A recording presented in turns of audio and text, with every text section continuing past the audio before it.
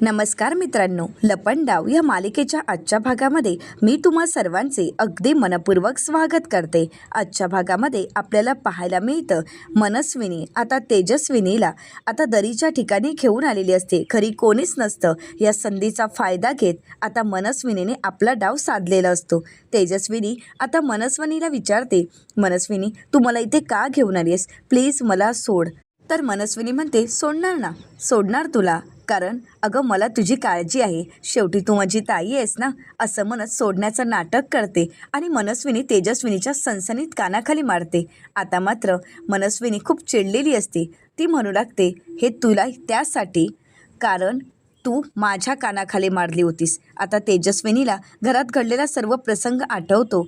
ज्यावेळी मनस्विनीचं खरं रूप सगळ्यांसमोर आलेलं असतं त्यावेळी मात्र तेजस्विनी खंबीरपणे मनस्विनीच्या सणसणीत कानाखाली मारते आणि तिला तिच्या चुकांची जाणीव करून देते। आता मनस्विनी पुन्हा एकदा तेजस्विनीच्या कानाखाली मारते आणि म्हणू लागते, हे कानाखाली त्यासाठी तू माझं साम्राज्य हिरावून घेतलंयस, तू माझं साम्राज्य उद्ध्वस्त केलंयस। आता मात्र तेजस्विनीला खूप वाईट वाटतं। आपली सख्खी बहीणच आपल्या जीवावर उठलेली असते, आपल्याला त्रास देण्याचा प्रयत्न करते। तेजस्विनी मात्र शांतपणे सगळं काही पाहत असते। मनस्विनी पुन्हा एकदा कानाखाली मारते आणि म्हणू लागते, ही चपराक त्यासाठी तू माझ्यासमोर मला न घाबरण्याची तुझ्यामध्ये जी काही हिंमत निर्माण झाली ना त्यासाठी। आता मात्र तेजस्विनी म्हणत असते, मनस्विनी अगं तू काय करतेस? तू माझी बहीण आहेस ना, अगं अशी का वागतेस? तर मनस्विनी म्हणते, झालं, माझे हात चालवून झाले, आता तुझं तोंड चालवायचं, बोल, आता पटापट बोलायचं। राघव तुझ्यामध्ये आणि सखीमध्ये असे काय काय महत्त्वाच्या मोमेंट्स होत्या ना, जे प्रसंग होते ना, ते सगळे काही मनात सांगायचे। म्हणजे राघव आणि तुझ्या अगदी सगळ्या गोष्टी, राघव सखी यांच्यामध्ये असणारं बॉन्डिंग, तर सखी आजारी असताना तू तिला काय द्यायचीस, घरच्यांना काय काय आवडतं, या सगळ्या गोष्टी अगदी पटापट सांगायला सुरुवात करायच्या। शॉर्टकट सांगायचं पण सगळं काही सांगायचं आणि हो पटापट सांगायला सुरुवात करायचं। तर तेजस्विनी म्हणू लागते की नाही मनस्विनी, मी तुला काहीही सांगणार नाही। तर मनस्विनी म्हणते, वा, म्हणजे अजूनही तुझा माज उतरला नाही आहे का गं ताई? अगं तू कुठे आहेस तुला कळतंय का? बरं ठीक आहे, तुला नसेल सांगायचं ना मग नको सांगू, असं म्हणत आता मनस्विनी तेजस्विनीला आठवण करून देते की तुझी मुलगी माझ्या ताब्यात आहे। आता खाली व्हॅन उभी असते आणि त्यातून आवाज येतो, आई मला वाचव, आई प्लीज मला वाचव। आता मात्र पूर्णपणे तेजस्विनी घाबरून गेलेली असते। तिला काय करावं काहीच सुचत नाही। ती म्हणते, सांगते, सगळं काही सांगते, पण माझ्या मुलीला काहीही करू नकोस। तर आता मनस्विनी म्हणते, बोल, पटापट बोलायला सुरुवात करायचं। तर दुसरीकडे पाहायला मिळतं की आता कान्हा सखीला शोधत असतो, परंतु सखी मात्र कुठेच सापडत नसते। तर आता इथे मात्र तेजस्विनी तिच्या लग्नापासून अगदी पहिल्या भेटीपासून सगळं काही सांगायला सुरुवात करते। ती मनस्विनीला म्हणते, माझ्या आणि राघवच्या पहिल्या भेटीपासूनच सगळं काही सांगते। आता सखीच्या आवडीनिवडी, त्यांच्यामध्ये घडलेले सगळे प्रेमळ क्षण, त्यांच्यामधील प्रेमळ प्रसंग आणि त्यांचं बोलणं, या सगळ्या गोष्टी आता ती मनस्विनीला सांगू लागते। आता मनस्विनी हे सगळं काही मोबाईलमध्ये रेकॉर्ड करून घेत असते आणि म्हणते, झालं, माझं काम झालं। तर आता मनस्विनी हे सगळं काही का करते तेजस्विनीला काहीच कळत नसतं। आता मनस्विनी ज्यावेळी आपला मोबाईल पाहत असते आणि त्याच संधीचा फायदा घेत तेजस्विनी आपल्या मुलीला वाचवण्यासाठी व्हीलचेअरवरून आता कशीबशी प्रयत्न करत दरीच्या खाली निघालेली असते। आता कशीबशी ती व्हॅनपर्यंत पोहोचते। आता मात्र हात बांधलेले असतात, पायाच्या साहाय्याने दरवाजा तरी कसं उघडणार हे तिलाही कळत नसतं। तरीसुद्धा कशीबशी शेवटी आईची माया आणि आपल्या मुलीला वाचवण्यासाठी ती कसंबसं आपल्या डोक्याने व्हॅनचा दरवाजा उघडते आणि ज्यावेळी ती आतमध्ये पाहते त्यावेळी मात्र तेजस्विनीला धक्काच बसतो, कारण तिथे सखी नसते, तर त्या ठिकाणी एक बाहुली ठेवलेली असते आणि तिथे मोबाईल असतो। मोबाईलमध्ये हे सगळं काही चालू असतं, कारण त्या ठिकाणी खरी सखी नसते, पण मात्र मनस्विनीने आपलं काम करून घेतलेलं असतं। परंतु इथे तेजस्विनी गाडीपर्यंत पोचली म्हणून मनस्विनी खूप चिडलेली असते। तर दुसरीकडे पाहायला मिळतं कान्हा खूप घाबरून गेलेला असतो, सखी कुठेच सापडत नसते आणि म्हणूनच कान्हा मोठमोठ्याने सखीला आवाज देत असतो। सखीला आवाज देता सखी अचानकच कान्हाच्या मागे येऊन उभी राहते आता मात्र कान्हा सखीला पाहताच क्षणार्धात तिला मिठी मारतो आणि सखीला पाहताच कान्हा मोकळा श्वास घेतो. तर दुसरीकडे इथे मात्र तेजस्विनी ते पाहताच तिला धक्काच बसतो की आपली मुलगी या ठिकाणी नाही तर इथे मात्र भलतंच आहे. आता मनस्विनी त्या ठिकाणी येते आणि म्हणू लागते, झालं का तुझ्या मनासारखं? अगं माझं काम तर झालंय, पण एक गोष्ट तू विसरलीस. या AIच्या जमान्यात काहीही करू शकतो आपण. अगदी तुझ्या समोर आहे तेच सुद्धा. अगं इथे तुझी सखी नाहीच आहे, पण मला जे हवं ते मी मिळवलं. आता तुझ्या आयुष्यातल्या सगळ्या गोष्टी मला माहीत झाल्यात. त्यामुळे आता इतकी वर्ष मी ज्या गोष्टीसाठी धडपड करत होती ती गोष्ट शेवटी मला कळालीच. आता पुन्हा एकदा मनस्विनी खुश होते. तर दुसरीकडे पाहायला मिळतं की कान्हा खूप घाबरून गेलेला असतो. कान्हा सखीला विचारतो, मॅडम तुम्ही कशा आहात? तुम्ही बऱ्या तर आहात ना? त्या गुंडांनी तुम्हाला काही केलं तर नाही ना? सखी म्हणते, त्या गुंडांनी? कोणते गुंड? नाही, कोणतेच गुंड नव्हते. तर आता कान्हा म्हणतो, म्हणजे? तर सखी म्हणू लागते, मी हा एक फ्रँक केला होता. आता मात्र कान्हा चिडतो आणि म्हणतो, फ्रँक? कुठला फ्रँक? काही कळतं का तुम्हाला? अहो तुमचं काय चाललं आहे? ही जागा आपल्या ओळखीची तरी आहे का? मी घाबरलो होतो. माझ्या मनात असंख्य प्रश्न होते की माझ्या बायकोला काही झालं तर नसेल ना? त्या गुंडांनी माझ्या बायकोला काही केलं तर नसेल ना? माझा जीव पूर्ण कासावीस झाला होता. मला काय करावं कळत नव्हतं. मी सतत तुम्हाला हाका मारत होतो. सतत या दरीखोऱ्यात मी शोधण्याचा प्रयत्न करत होतो. पण ना ते गुंड दिसत होते, ना तुम्ही दिसत होता.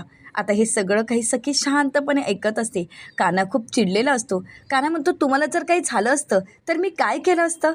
तर आता सखी प्रश्न करत म्हणते, मला जर काही झालं असतं तर? कान्हा म्हणतो, तुम्हाला कळतंय का? तुम्ही माझ्या नजरेसमोर नव्हता तर माझा श्वास थांबला होता. माझं आयुष्य थांबलं होतं. प्लीज तुम्ही असं काही करू नका.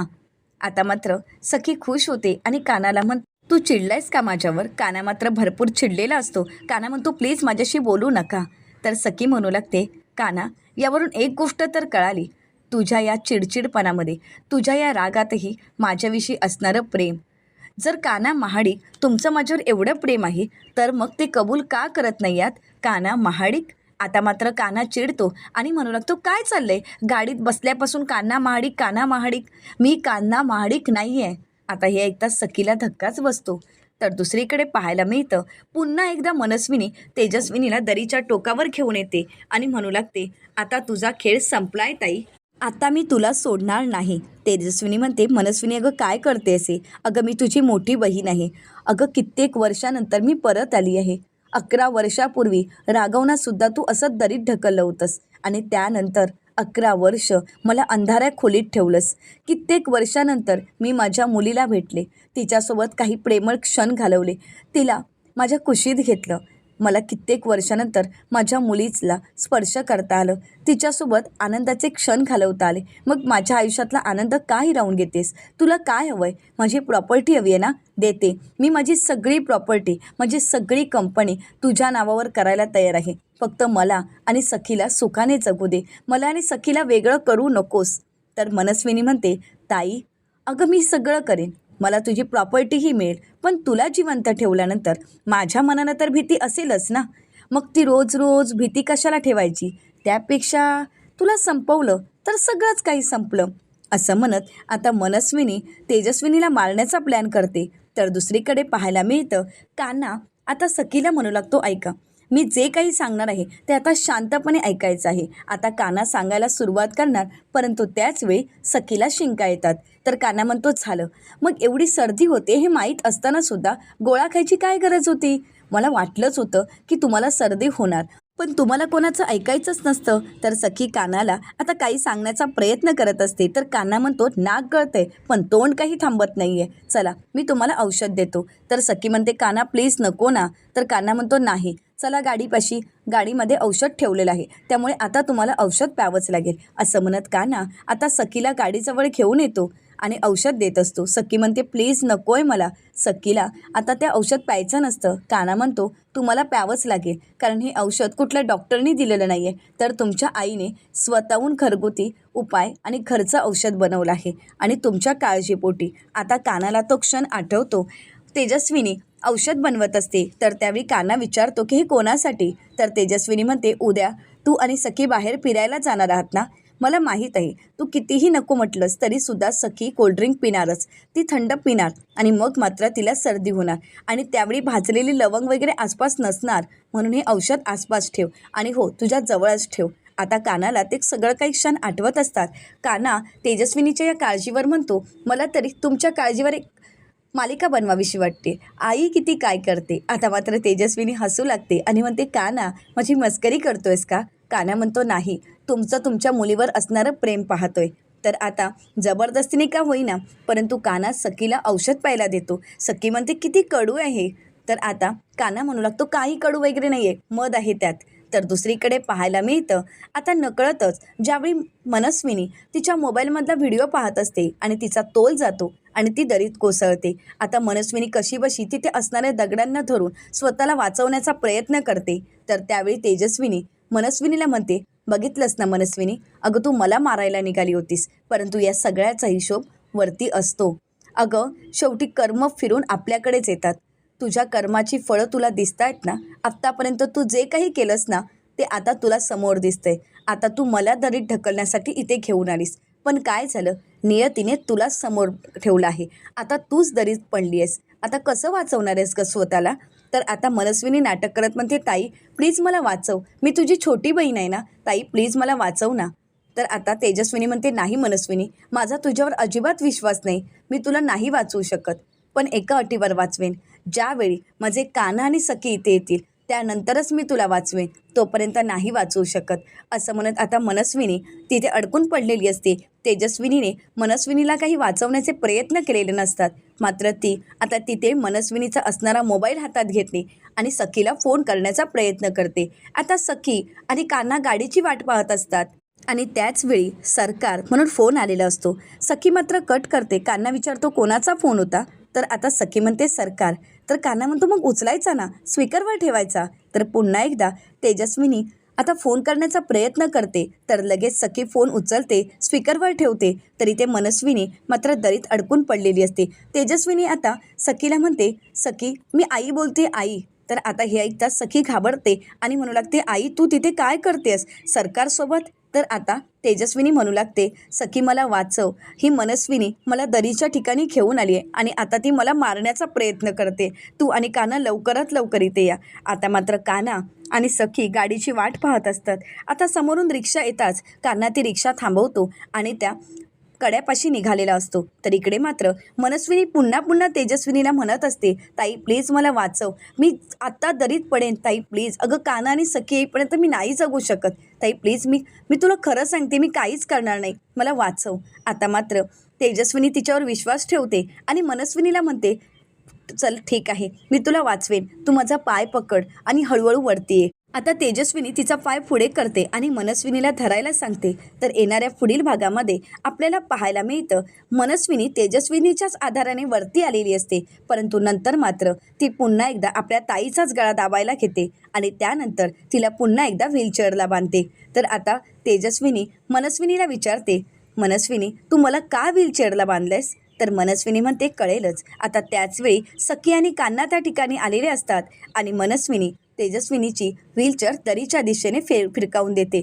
आता ज्यावेळी सखी कान्हा त्या ठिकाणी येतात त्यावेळी मनस्विनी नाटक करत म्हणते, सखी कान्हा मनस्विनीला वाचवा, मनस्विनीला वाचवा. आता मात्र ती व्हीलचेअर दरीत कोसळते हे सखी कान्हाने पाहिलेलं असतं आणि सखी मोठ्यानेच म्हणते, मनस्विनी मावशी. परंतु आता मनस्विनी नाही तर आता सखीची आई तेजस्विनीच दरीत कोसळलेली असते आणि या सगळ्यातच मनस्विनीने आपला डाव साधलेला असतो. तर आता सखी कान्हाला मनस्विनीचं सत्य कळेल का? आता आपली आईच दरीत कोसळली आहे हे सत्य कशा प्रकारे सखीच्या समोर येईल हे पाहणं अतिशय रंजक ठरणार आहे. मित्रांनो, अशाच मालिकांचे नवनवीन अपडेट पाहण्यासाठी चॅनलला नक्कीच सबस्क्राईब करा. आजचा व्हिडिओ तुम्हाला कसा वाटला हे कमेंट करून नक्कीच कळवा. आणि हो, व्हिडिओ आवडल्यास व्हिडिओला लाईक करायलाही विसरू नका. व्हिडिओ पाहिल्याबद्दल तुम्हा सर्वांचे अगदी मनपूर्वक धन्यवाद आणि मेघ मराठीला नक्कीच सबस्क्राईब करा.